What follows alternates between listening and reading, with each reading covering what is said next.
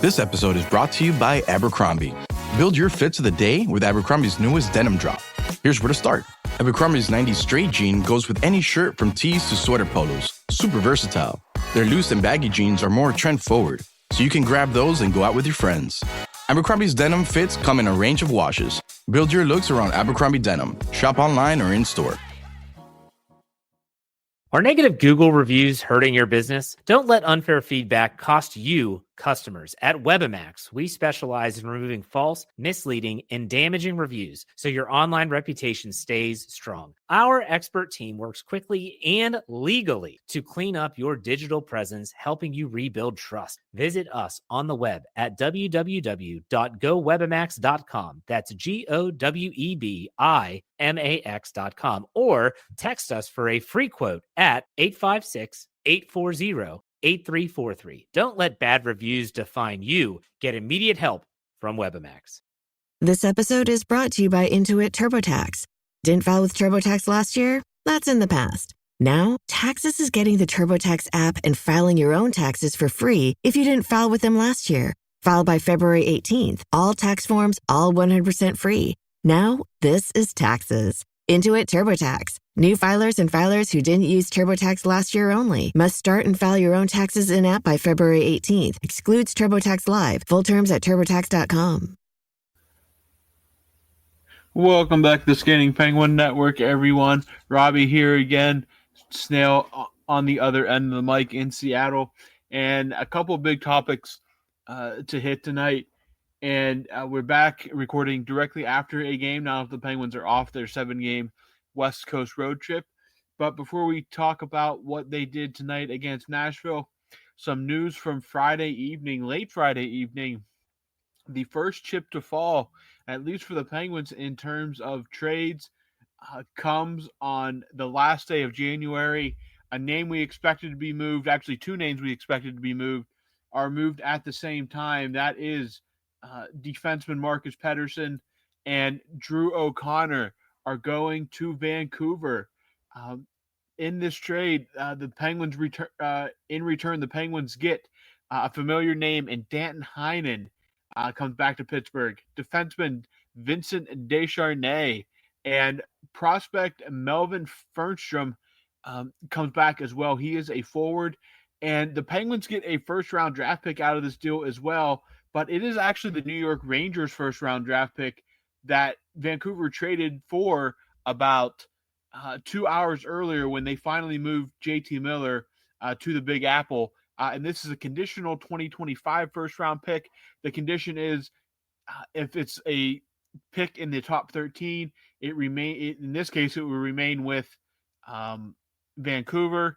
If it falls outside the top 13, it'll go to the Penguins, and obviously if they do not get it this year, it comes next year to the Penguins with no conditions attached whatsoever. So the Penguins do walk out of this entire deal. The big fish here being, of course, the first round draft pick, but obviously we expected Marcus Pettersson to be heading out. We expected Drew O'Connor likely to be heading out, and they go in the same trade. So Snail, what just your general thoughts on this deal? Pettersson, O'Connor to Vancouver for a pick and some bodies. Well, I think that they got what they really wanted out of Marcus Pettersson, and that's the first round draft pick. That's the Penguins now have 2 in the first round of the upcoming draft. Good to stockpile those. You can use it as a throw in for a bigger fish if you wanted to go big fish hunting, depending on where the Penguins are at in the standings closer to the actual trade deadline. Danton Heinen. Him coming back to Pittsburgh, he's not the worst player. He's a depth piece. He can score a little bit. He can, he's not the biggest, defensive blunder out there. He's a veteran at this point in his career. So familiar with Sullivan and his system. Don't mind it. Vinny Desjardins, I like that guy being a throw-in in this deal. Big right shot French Canadian defenseman. He's like 6'6", 200 and almost 30 pounds. Him and Graves on the back end. We can get to this in a little bit, but I think that Graves and paired with Desjardins, I think Desjardins might wake him up a little bit. But anyways, he's a heavy. He's a third pairing guy. He's fought in the last calendar year. He's fought 4, maybe 5 heavyweights in the NHL at this point. Fleetest of foot, probably not, but that back end could use a little bit of toughness. So I really, really like Desjardins being thrown in on this. He's young too. I mean, he's not super young. He's not like, 18, 19, 20, but he's in his mid to late 20s, and I like that. And then I got to say, though, getting rid of Drew O'Connor stung for me, Robbie. He was someone I was adamant not to give up on. I just have had such a soft spot for the guy. I love the way he plays. I think he had quite a bit higher expectations coming into this season, and he's been having a rough go of it this year, scoring wise, getting on the score sheet, but he does a lot of other stuff really well. Great penalty killer, big, rangy. He's got a great shot when he gets it off. So Vancouver gets a good one in Drew O'Connor. I hope, all the best for him. Go have success out west. Don't bring that back over to haunt the Penguins anytime soon. Talkett's probably going to love him. Marcus Pettersson, though, dude, Vancouver is getting Quinn Hughes is just, he has that team on his back right now. Quinn Hughes is having another Norris caliber season. He's playing so many minutes. Him and Philip Roenick is that top pair. Marcus Pettersson is going to really help out Quinn Hughes and the Vancouver Canucks as a whole. Marcus Pettersson's a top pairing defenseman on the Penguins. He munches minutes. He penalty kills. He can, the offense isn't really his strong point, but he's shown flashes that he can make a great first pass. He can factor in on the score sheet. He can get assists. And remember that one game this year, he had that awesome power move in, God, who's Stevens. They were honoring Stevens that night. Yeah, it was like a Kevin Stevens type goal, yeah. And he had a Kevin Stevens goal while he was on the air. He's just a big, strong D-man. So Vancouver's getting really what they need to help out down the stretch here in the last, 30, 28, 29 games. So kind of shocking when it came down. Did not, I kind of been hoping for some trades. We had that, obviously, the Rantanen deal pop off somewhat recently, but did not nothing on anyone's radar. And then all of a sudden, Twitter started kind of blowing up a little bit. And Robbie, you texted me, and yeah, it was one of two decent sized trades in the NHL on Friday. Yeah, the JT Miller one, I mean, you knew something eventually was going to give there. The Rangers had long been rumored to be a destination. It sounded like they had a deal in place a couple weeks ago and it fell apart, and now it comes together. Again, knowing Jim Rutherford, Vancouver's probably not done. You can never count out old Jim there, but this kind of goes along with the reputation Rutherford has of getting guys that he had in the past. He traded for Marcus Pettersson twice now. He traded for him when he was with the Penguins. It is now traded for him as a member of the Canucks. And I believe he signed him, too, to the extension that he's currently playing out. So he's very familiar with Marcus Pettersson. You have to think that he's going to do everything he can to extend Marcus Pettersson, whether or not that comes before the end of the season or before he hits free agency. We will see. Something tells me if Pettersson plays really well in Vancouver, he's probably going to at least test the open market to see what he can get, because defensemen like him will bring in a good chunk of change. And with the salary cap expected to keep rising over the next few years, a lot of these guys that are on expiring deals could choose to hit the free agent market rather than signing with the team they're in, just to see what's going to be out there, because we're going to see some record deals here in the next few seasons. But no, I think, again, Fernstrom, the guy that we haven't really talked about, Kyle Dubas said today during his press conference that he was a guy the Penguins considered drafting in the second round this year, but went with Harrison Brunnicke and Tanner Howe instead. Thankfully they did, because those two guys obviously look to be a big piece for the Penguins' future. But Fernstrom he is the guy the Penguins have looked at in the past, have shown some interest in at the very least, and now he's in the system.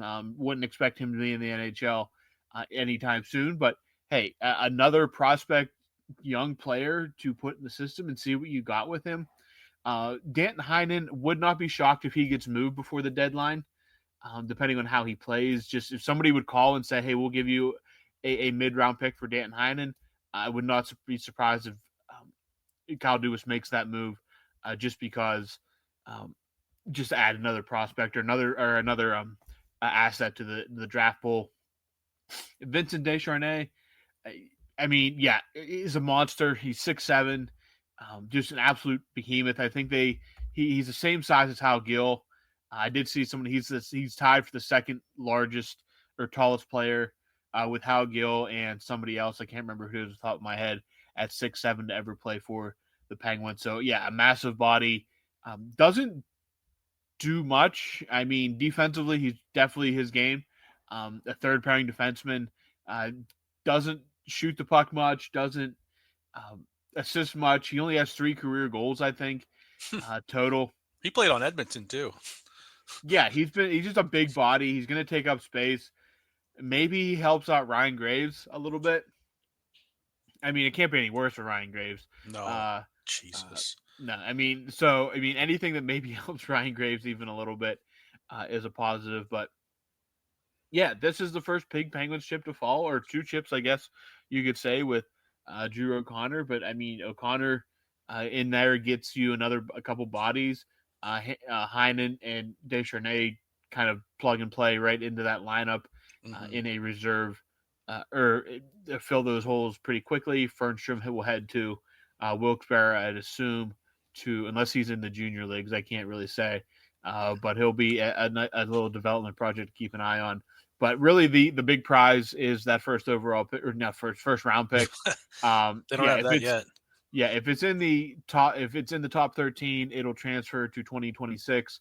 But if it is in the lower than that, they will get it this season. So they will have 2 first round picks within at least one of the next 2 drafts, assuming they don't move off one. I think the only way the Penguins will move off a first round pick is for a big name with term. I think that's the only the way you can go about it, especially when we don't know what the Penguins pick will be this year. You don't know where they finish, how the lottery shakes out. But no, I think that, yeah, for the value for what they got, I think it's a very savvy deal from Dubas. 2 guys that were probably not coming back to Pittsburgh anyway, were trade pieces mentioned, and they get back a first round pick, a prospect, and 2 guys that are in the NHL experience. Danton Heinen, obviously a name that we're all familiar with, and Vincent Descharnais, a name we will become familiar with in the next few weeks. But no, overall, I think it's good business by Kyle Dubas. Don't know why it suddenly just all seemed to come together. Maybe that cap space opened with the JT Miller trade. But yeah, a couple big trades yesterday on Friday, and then Saturday today, one of note, Mikael Granlund, another former name, and Cody Ceci, another former name. 2 former Penguins go from San Jose to Dallas for, I believe there's a first and a fourth involved in that deal. So Dallas beefing up. They're going to be right there. Mikael Granlund will not be a top 6 player like he was in San Jose, but if he can keep that play he was showing in San Jose, I think that could be a really good move for the Stars' depth. Cody Ceci, I mean, he's fallen off so much since Pittsburgh. I just don't necessarily. And he had been falling off even from his time in Ottawa when he was in Pittsburgh. Yeah, I just don't necessarily love that deal, that part of the deal. But if they're just going for depth, Miro Heiskanen is obviously out there for now. But yeah, if they can get Heiskanen back, and this is just a patch through that to get through that, then it's not really that bad. Mikael Granlund, though, fetching a first round pick is pretty wild. But if that's what the prices are set out, then if the Penguins are going to be true sellers, they're in a pretty good position, I think, to add some nice pieces here as we go along. And if they're into moving guys with term, I think you're going to get some pretty high, pretty good returns if you're in the Penguins position. So excited to see how these play out the next few weeks. Yeah, pretty exciting stuff. Starting to see the trades come through. we're not even quite there yet. Close enough. So we're getting close, but I don't think we're at that kind of like, assumed like pre-trade deadline before the Four Nations face off. I'm sure there'll be more stuff coming down the pipeline. I think that the Penguins, I could see them ending up with another first round draft pick, like when all is said and done. Yeah, I mean, if you package the right pieces, I think you could absolutely walk out of there with that or prospects, good high end prospects, which would be beneficial as well. If you see a guy that's trending to the NHL, you might be more willing to give up players for prospects rather than picks. So. Yeah, I was just going to also note, Jim Rutherford actually was the one who gave Drew O'Connor his shot. Drew O'Connor undrafted. Yeah. He picked him up in 2020. So Jim likes his players, man. He likes his players he's familiar with. He's never been shy about that either, and he's never been shy about making the big trade, like a trade deadline type deal, plenty in advance, just to get everybody kind of clicking together on all cylinders before a playoff run. So I just thought it was a tidy bit of business by both parties. Obviously, I think that the Penguins, if they really wanted to, and when I say Penguins, I really mean Dubas could, drag this out if he wanted to. I think Dubas could have probably gotten a bit of a bidding war, the closer to the trade deadline. I'm sure he could have not strung teams along, but God, maybe I was thinking about a team like Dallas with Heiskanen going down. It looked a lot uglier, I think, than the end result ended up being. But you get some contender teams, and they're missing D-men that log a lot of minutes. Like Dubas could have held the cards to his chest and just picked a team, but picked whoever gave the best offer a little closer to the deadline. But I think it's good to remain trading partners with a team like the Canucks, where you have a former GM there.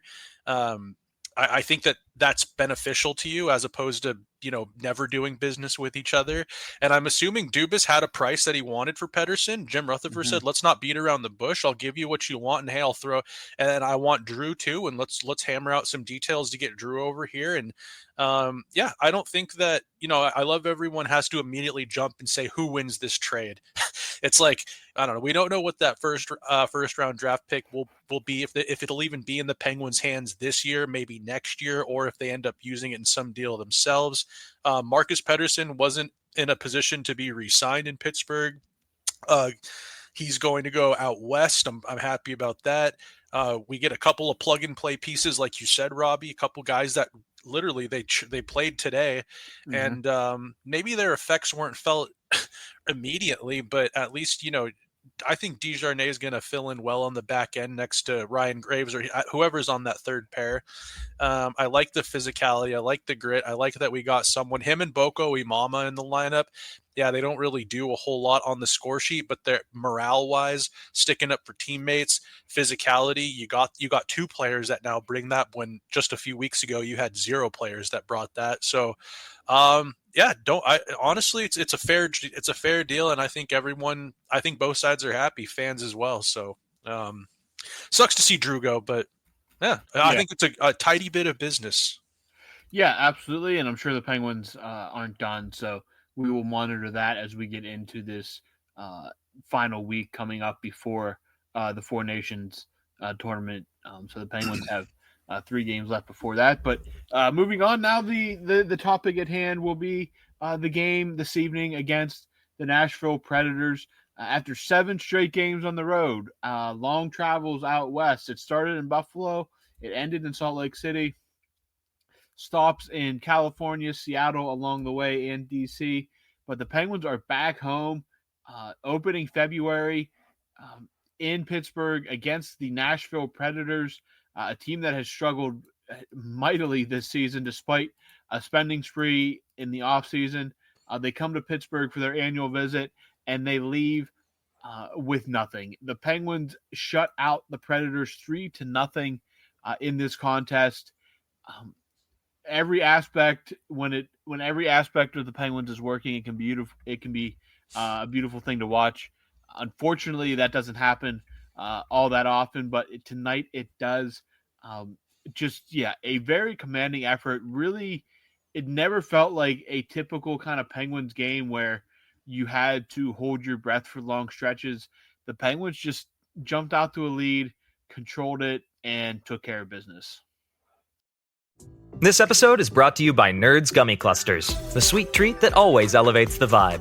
With a sweet gummy surrounded with tangy, crunchy nerds, every bite of Nerds Gummy Clusters brings you a whole new world of flavor. Whether it's game night, on the way to a concert, or kicking back with your crew, unleash your senses with Nerds Gummy Clusters. Yeah, they did. God, it seemed like right from puck drop, they had some jump in their game. They were pretty, they didn't really just fill the net with goals by any means. I mean, you'll take a 3. There was 2-0 with an empty netter in the end of the game there, but it was just a dominating win. Never really felt like the Penguins were really under siege much. Not a lot of those the bad habits that pop up when they're really struggling. Guys like Letang and Carlson and Grzelcyk, I thought that there wasn't many blemishes in their game, which over the course of the road trip, at times turnover machines. It was ugly at times for the back end, but Ned looked great, battling as usual, making great saves. The D was helping him out. The offense had a lot of jump. They were all over that Preds team. Happy to see them walk away with 2 points. It's cool to see Tomasino score against the team that said no thank you on him. You gotta love that for a player like him when he's on your team. Great goal by him. Sid with just a beautiful when you say Penguins hockey can be beautiful at times when it's clicking, that Raquel finding that cross seam to Sid, and it was just the statue that's going to be outside of PPG, the down on one knee, right up over UC Saros. Love that. And then Brian Rust, empty netter, gets 20 goals, six 20-goal seasons out of Rusty. Sid's just a few goals away now from being that whole first line will have 20 goals or more. That first line, anybody you plug and play on Sid's line, it seems that's just what they do. They go to work and they generate offense, and it's great to see. So yeah, thought it was just an overall great game. No one really seemed to have a bad game. I'm sure Sullivan could tell us otherwise, but I thought it looked great, and it was cool. Did you see Hornquist in the building? Yeah, Patty Hornquist was in the building tonight. They had his bobblehead giveaway, a part of a series they're doing this year. So Horny got his. It was to celebrate his game winner, Stanley Cup clinching game winning goal from 2017 against the Predators. So assuming that was definitely on purpose, a little bit of throwback there. It's always good to see Horny. I love that guy. Yeah, great player. Someone that the Penguins desperately needed at the time, and paid off in ways that, just an all-time great Penguin, a legend in Pittsburgh for his efforts during his time here, and now a Cup champion with Florida as well. So, great memories of from Hornquist. It was really great to see him tonight. Gave some interviews, did some, he's always smiling. It feels like always one of them guys that was smiling tonight, but great to see him back. Well, smiling off the ice, because he was snarling on the ice. He was, and when he did smile, it was usually to tick off an opponent. So, great to see Horny back in the building. Will be forever loved in Pittsburgh. But, and the Penguins honored him with an absolute thrashing of this Predators team. Yeah, the Predators aren't great, but Alex Nedeljkovic, another start. But this tonight, Blomqvist will get a start eventually. He will. He will. 25 shots against, 25 saves. A big shutout for Nedeljkovic there. Saros wasn't even bad. I mean, Saros stopped 33 of 35. And the 2 Penguins goals were absolute just rockets too. The Tomasino, I didn't know he had that in him. That probably took every bit of. He probably has one of them little energy bars that he has to fill up, and then he presses it one time like a video game, exactly, and lets it go. So he won't uncork another one like that for a couple weeks. And then Crosby the pass by Raquel was fantastic. Blind behind the backhander right on the Crosby stick, and Crosby doesn't really wind it up too much anymore. But when he does, he can still get some heat behind it, and he definitely did on this one, just blowing it past Saros. No chance there. No chance. I mean, 2 nice goals tonight. Brian Rust caps it with an empty netter, his 20th of the year, so he's up to 20 now. Crosby's at 17. Rickard Rakell had 2 assists tonight. Oh, Crosby actually did have an assist on the empty netter too. So Crosby's actually at 40 assists now. Still racking up the points. Carlson had 2 assists. Letang had an assist. Great night all around. A great way to to get back home after you don't know how you're going to respond after all that travel, coming all the way back across country. A late night game on Wednesday night. You get Thursday off, back at the ice Friday, and back in action on Saturday.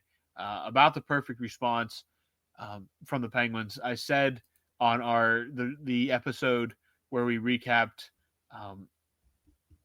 I believe the 3 games they lost. I basically said they had to win all 5 before the 4 Nations break to kind of keep themselves in any kind of conversation. Well, they've won 2 since then, so 3 more to go. They're off Saturday or Sunday and Monday. New Jersey at home on Tuesday. Would be absolutely fantastic to get a win against a New Jersey team that's just absolutely been a thorn in their side for the last few years. Yeah, I would love to see them get 2 points again then, but I'm not optimistic. New Jersey just finds a way. They really know how to just put the pedal down against the Penguins, whether they beat them with speed or a goaltender's having a bad night for Pittsburgh. Speaking of goaltender, I have to wonder who the hell is going to get the start in that game. Ned's hot, Ned's rolling.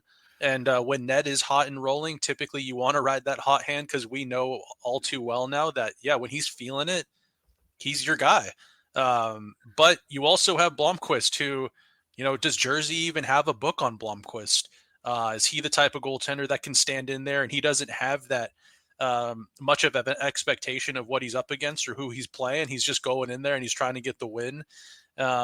I don't know. It'll be really interesting to see because that I think is going to be a big determination of how that game will come out if you're as far as you're trying to predict. But yeah, I don't know. I think it'll be it's like all these games, the Penguins can prove that they can beat good teams, but they can also stink the joint out and it can be an absolute dumpster fire. So I don't know. It'll be interesting that Jack Hughes, Dawson Mercer, Dougie Hamilton. Jacob Markstrom's out with injury though, right? He is. Yes, Markstrom is not playing. He will not play in the 4 Nations. So Markstrom's dominated the Penguins too. Yeah. When he was in Calgary too, they hardly ever play Calgary, but when they do and Markstrom starts, I mean, he skunks them. So him being out is a big plus for them a little bit. And Jari's in the minors right now. Murashov's been running away with it down there. We can get to that in a second, but I just feel like the Penguins, with Jari being in the minors at this point, they probably have a better chance against a team like that than ever before. So, and Markstrom being out. So yeah, it'll be super interesting to see, Robbie. Absolutely. They need points. Even if they got to go to that goddamn shootout again and lose in shootout, get a point out of it if you can.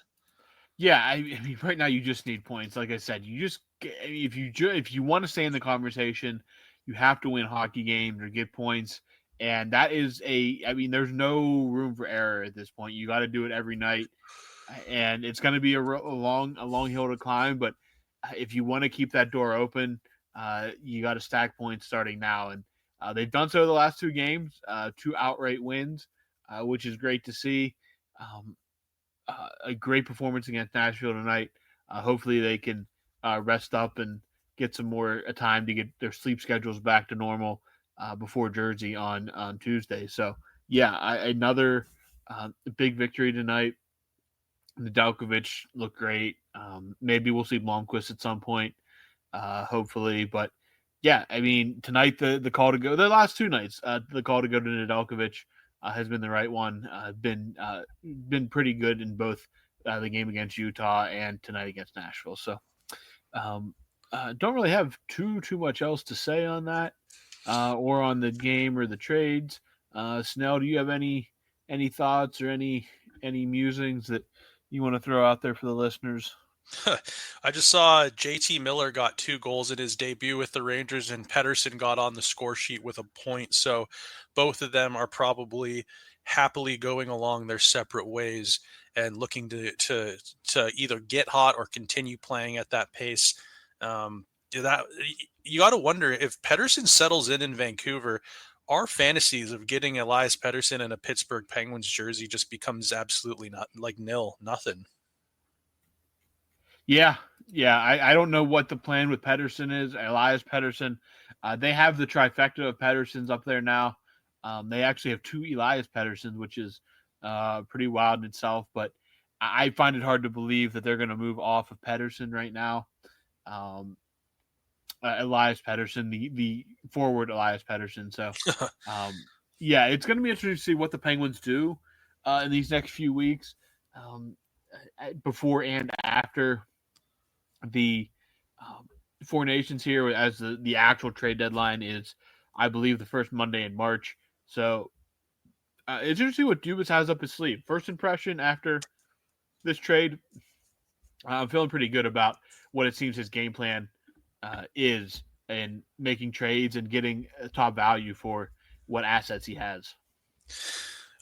Yeah, I'm sure there's more moves to come. Like you got to think that the Penguins have pieces that teams probably will want. The Penguins the Penguins again, like for the 3rd year in a row, they're going to determine kind of what happens at the trade deadline.